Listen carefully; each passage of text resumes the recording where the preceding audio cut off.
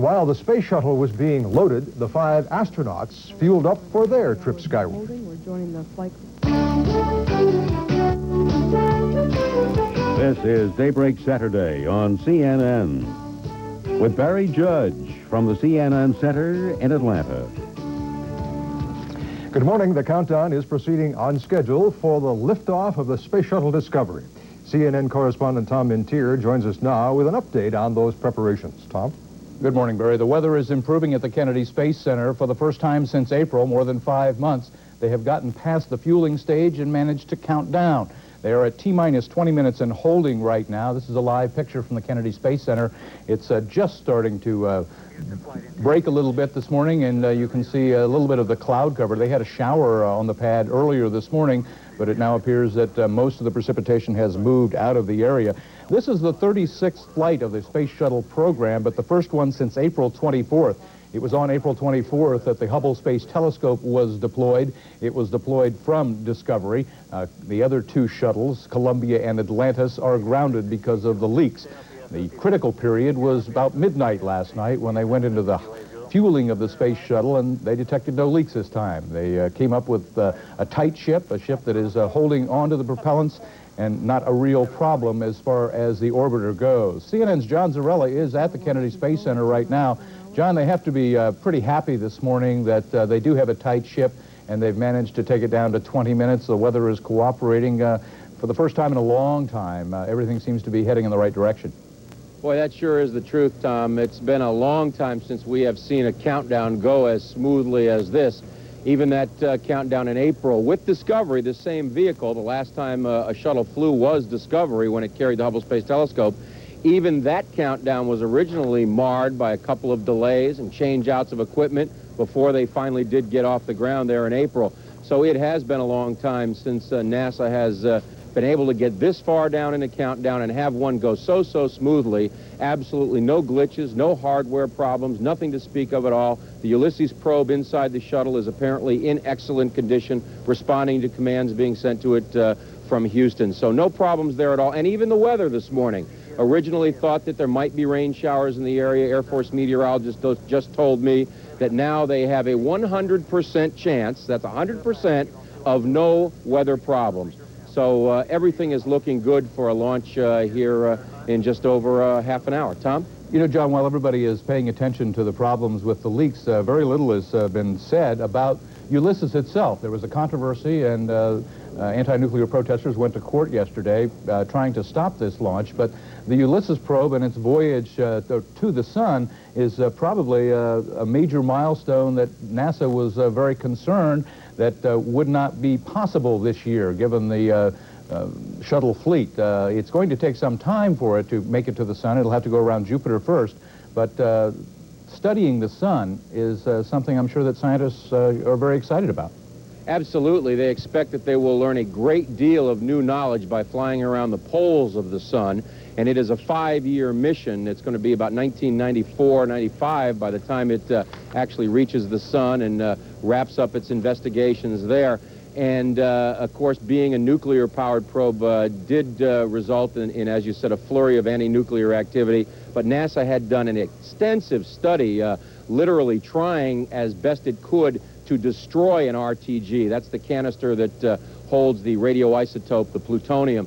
And they came out of those studies and proved, at least to their best of their convictions, that there was no way that even in a Challenger-type accident that there would be any great risk of nuclear or radioactive fallout at the Kennedy Space Center or in the surrounding area, even in the event of a major disaster. So right now, everything looking very smooth, Tom. All right, we'll continue to monitor the situation. Again, Discovery is on the pad at the Kennedy Space Center. They fueled it up at about midnight last night. About 2 hours ago, the crew made it out to the pad and is in their seats. They're strapped down and ready to go. About 30 minutes from now is the scheduled liftoff time. CNN will have live coverage of Discovery's launch this morning, beginning about 7:30. 7:35 is the scheduled liftoff time. Barry? Thank you, Tom. We'll be back to you. Coming up next on Daybreak Saturday, there is new hope today for the freedom of some captive...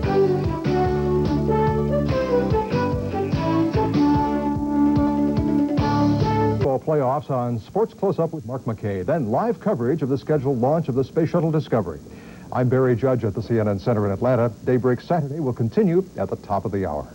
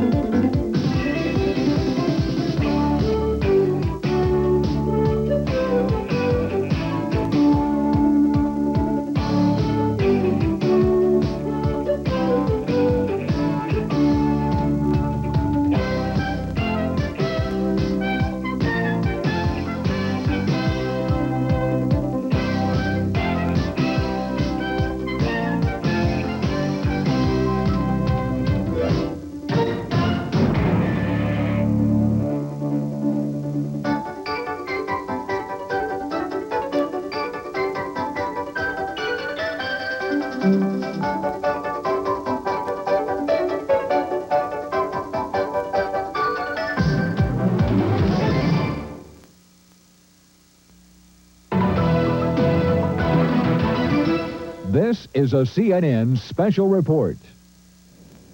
Hello, I'm Tom Mintier. The Space Shuttle Discovery is poised for launch at the Kennedy Space Center on Pad 39B. Weather in the area was a problem a few moments ago, but the clouds have moved away, and now Discovery is fueled and ready for launch. The countdown clock has been proceeding well, coming up on 2 minutes right now. CNN's John Zarella joins us now at the Kennedy Space Center. John, with 2 minutes left in the count, everybody has to be crossing their fingers at least down there. That's for sure, Tom. It has been, as we've been saying all morning, a long time since NASA has gotten this far down into a countdown. It is at least, 5 months now since they've been able to bring a countdown down and hopefully get the shuttle off the ground. Under 2 minutes to go. Critical time right now. Some last-minute checks underway of the shuttle's systems. And John, we've got there's going to be a hold at 31 seconds. They've just announced a failure of some system on board the shuttle. They just told them to lock their visors. Let's listen in. Again, the countdown clock will hold at T-minus 31 seconds. 2 measurements just came back within LTC range. And into the SPE, they're back within limits, and we recommend clearance. Copy, launch director. And the reason for the excursion was what? CPVD. Just CVD. Yeah, can you give a reason for why you excurred out of the range? I really don't know. They went down again. Our flow valve is cycling, open and closed. How far out of range is it going? Do you have any idea? The low limit's 20, and it's going down to 18 inches of water. T-minus 45 seconds. The countdown clock will be holding in just a few moments. Appears there is a problem with the orbiter to payload interface duct. We're discussing that right now. So the clock will stop at 31 seconds. Problem with the flow control valve, a failure going out of limits by a couple of numbers. If we continue on either successfully or have to scrub. No, I think we can, it's cycling in and out. If it stays up, we can try to control the valve manually and bring it up to the highest range. Okay, copy. SPE, do you have any problem with proceeding? Well, I'll need to mask them out back here because it is cycling, and as soon as we get that done, I think we can handle it manually. Okay. Launch director, engineering director. Go ahead. 31 seconds from now, we will have a zero purge, you understand? I understand. Okay, well, SPE, GLS, you go ahead with your software configuration and let us know. That is complete. We're standing by. Okay, NTD? NTD? PVD, are you go to proceed? PVD, launch director. Just PVD. Are you go to proceed? Yes, I recommend go. Copy, NTD, you have a go to proceed. GLS, pick up the calendar, mark. 3, 2, 1, mark. T-minus 31 seconds. We have a go for auto sequence start. 25 seconds. Discovery's 4 redundant computers have primary control of critical vehicle functions. Launch Director T-minus Bob 15 Seek seconds. making a last-minute check to see if everything was go to proceed. They have T-minus started 10, the clock, and 9, they are now prepared to We have a launch go for main Discovery. engine start. 6, 5, 4, 3, 2, 1. Ignition and liftoff of Discovery and the Ulysses spacecraft bound for the polar regions of the sun. Roll pump ignition. Roger, roll, Discovery. This is Mission Control. The roll maneuver puts Discovery into the correct launch plane.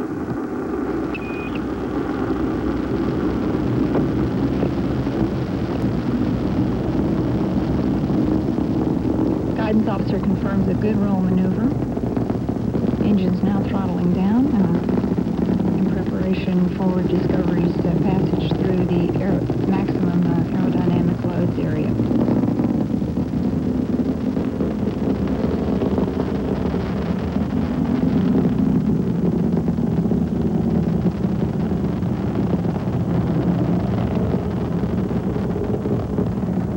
Auxiliary power units, all three looking good. Discovery's velocity now 2,300 feet per second.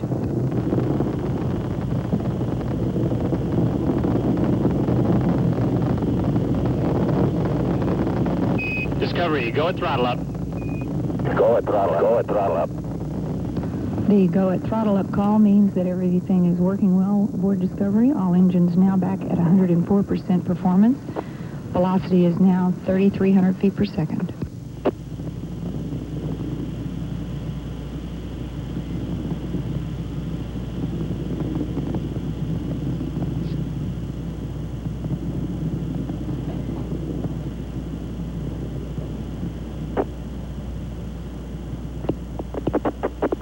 Discovery now 14 nautical miles downrange from Kennedy at a velocity of 5,000 feet per second.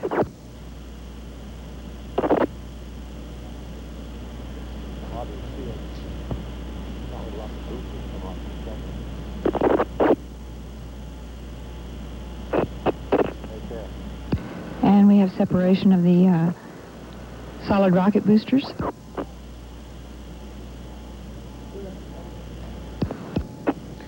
As you can see, the solid rocket booster is falling away from Discovery. Discovery now on its way on a 4-day mission to launch the Ulysses probe towards the sun. It is a 4-day mission, but in about 6 hours from now, the major milestone will have been accomplished when they deploy Ulysses out of the cargo bay of Discovery.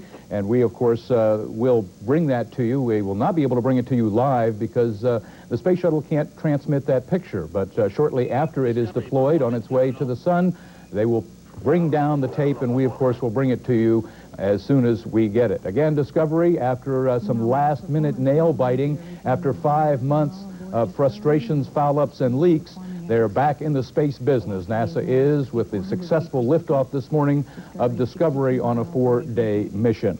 CNN Sports Close-Up will be back in just a moment. I'm Tom Mintier.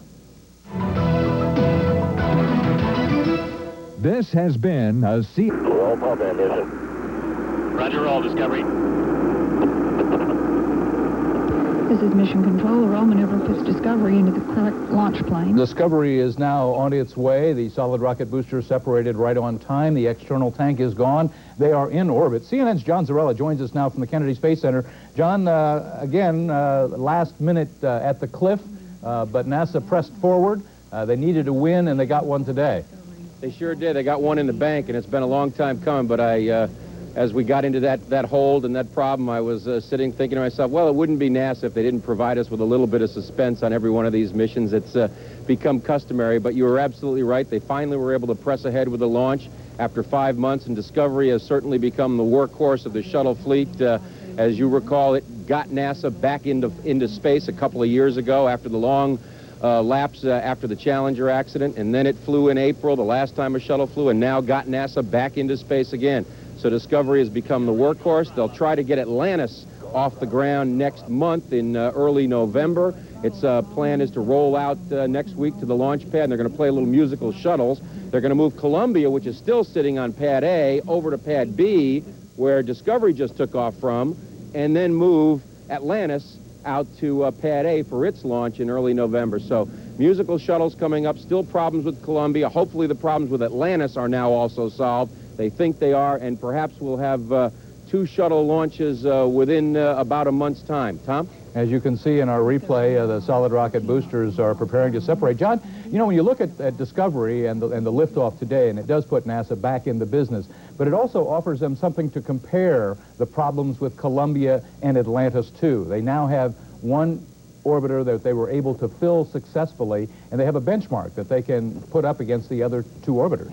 Exactly, and that has been their contention right along. The critics had been saying, and perhaps somewhat properly so, that this may have been a generic problem, that all the vehicles might start experiencing leaks because of aging, because of the reuse factor, and the simple fact that, you know, as each mission goes by, there's more wear and tear on these vehicles. NASA realizes that, they know that, but they felt very confident that there were no leak problems with Discovery, and they wanted to prove that, and they certainly did. Tom? All right, so the first milestone and the first hurdle has been crossed. The second one occurs in about 6 hours. That is when that they will deploy Ulysses from the cargo bay on its way to the sun. This is a project that has been on hold for a long time, originally scheduled to go aboard Challenger before the disaster, but it was put back on the shelf after Challenger, and they're just now getting back to Ulysses and the orbiting of the sun. We, of course, will have continuous coverage throughout the day here when Ulysses is deployed from Discovery's cargo bay. Once again, NASA is back in the space business, not quite on time this morning, but went off without a hitch. Again, we will have continuous coverage of this 4-day mission with landing scheduled at Edwards Air Force Base on Wednesday. Barry? Thank you, Tom and John. Still ahead on Daybreak 7.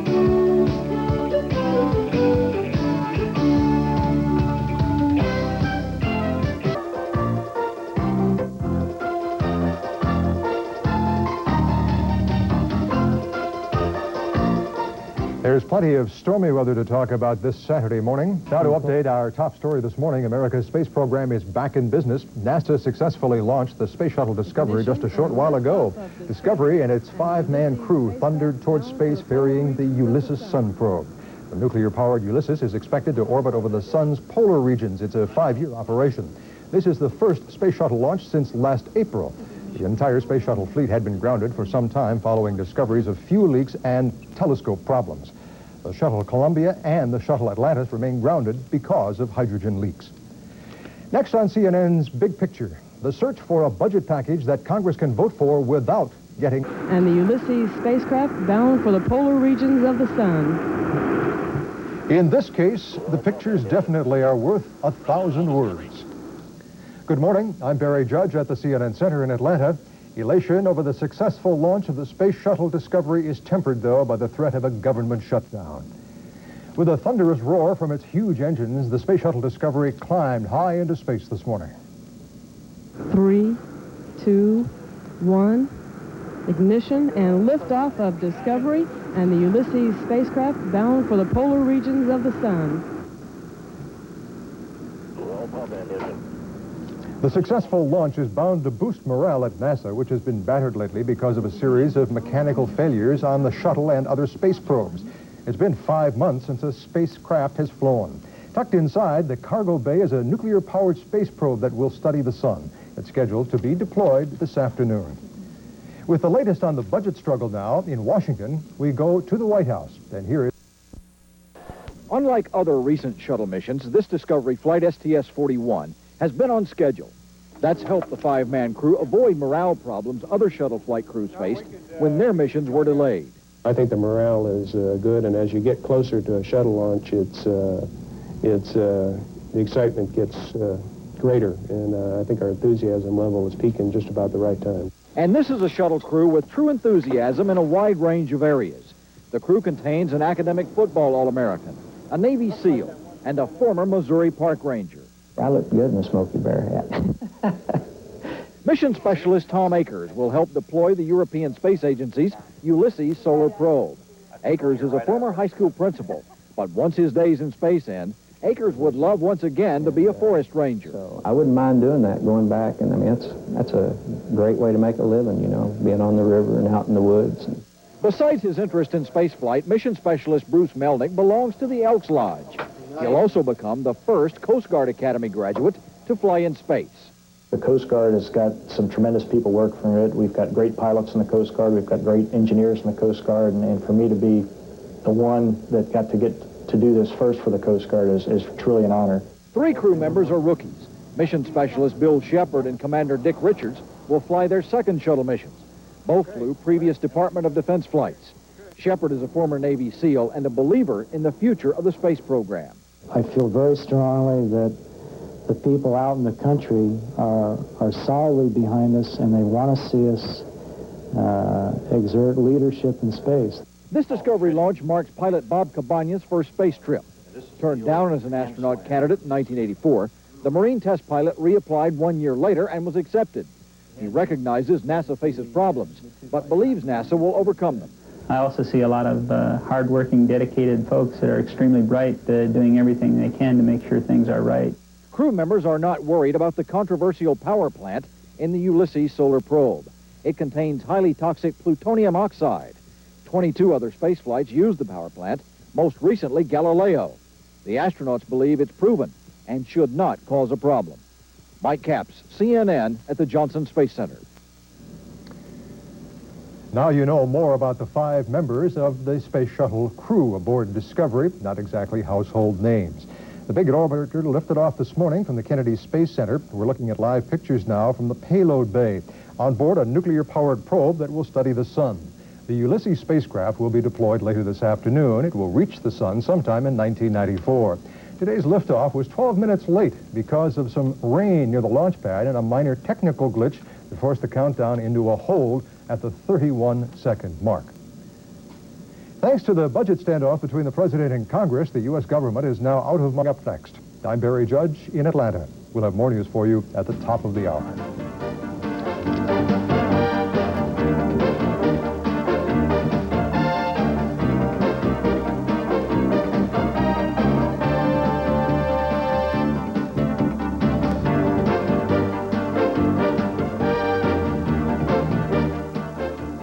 Ignition and liftoff of Discovery and the Ulysses space. This week brought new developments in science and technology. Here's CNN's Valerie Voss with an update on some of the phenomena making science news. The U.S. Air Force launched a Delta II rocket on Monday. It carried a Navstar military satellite into orbit. It was the 9th Navstar to be deployed as part of a network of satellites that troops can use to pinpoint their location almost anywhere on Earth. Some people say they have spotted planes like this flying over the southwestern U.S. Aviation Week and Space Technology magazine reported the sightings and speculated that the planes are a new generation of military aircraft. The magazine says the planes apparently have exotic engines and features unlike any seen before. The Air Force had no comment. 2 Connecticut brothers have a dirty job.